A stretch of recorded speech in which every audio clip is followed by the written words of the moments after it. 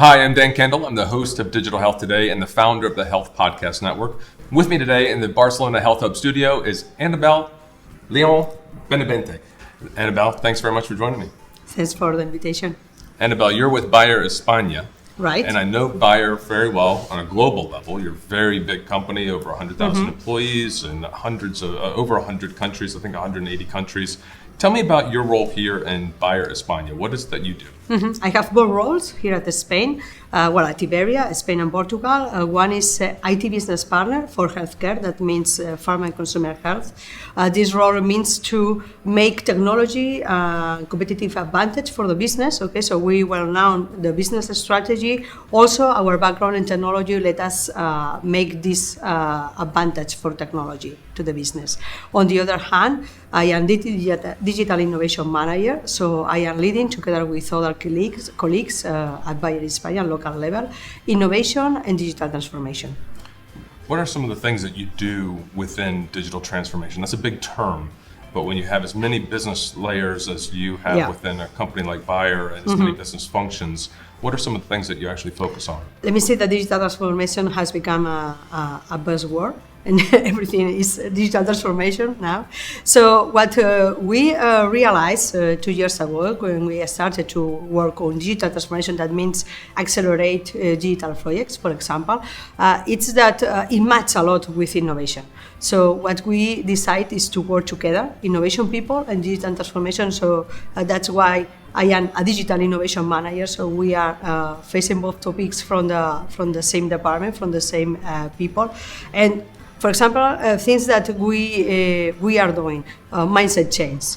And that means, for example, introduce innovation methodologies between the employees to start working in another way, breaking silos, for example.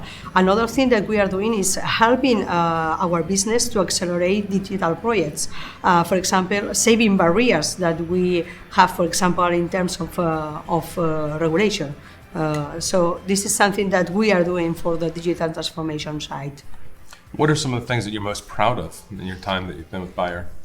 Well, I think that this mindset change, it's a difficult topic, and the trend change in the company, for me, it's something that make proud of.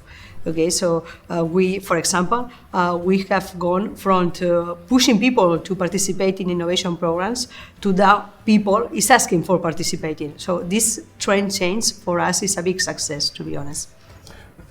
Changing the direction of a large company like Bayer is very difficult to do. You're over 100 years old. So what are some of the things that you've done to actually bring about that mindset change?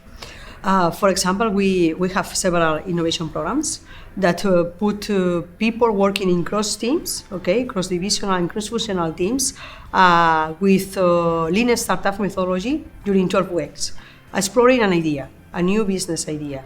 So, of course, this is a funnel of ideas, but this is not the only thing that we are getting from these innovation programs. At the end, we are exposing a lot of people to experimenting, to work directly with the customer, to work in another way and breaking silos. And for us, this is a very important thing in terms of mindset change.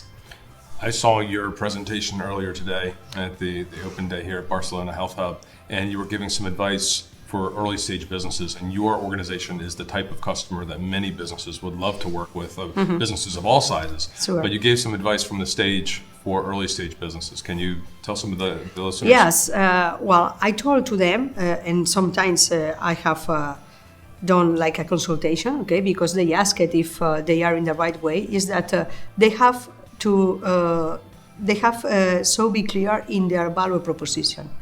For me, this is the basics. And sometimes it might be surprising, but sometimes it's not clear. They are explaining to you a story that doesn't resonate with you. And if you have cleared your value proposition and what you could give to the pharma as benefit, that it's easy to find the match. If not, it's very difficult because it's like shooting to anywhere, and that doesn't help. So for all the Spanish companies that would like to work with Bayer España, what should they do to get in touch with you, and how can they find out more about working with Bayer? Well, we have published it, for example, in some events like this week in the Barcelona Tech Spirit, into an initiative called Innovation Hunters. We have published our challenges. So we have asked startups and companies, more mature companies, that if they have something that could solve us to help their challenges, please contact us. And what happened?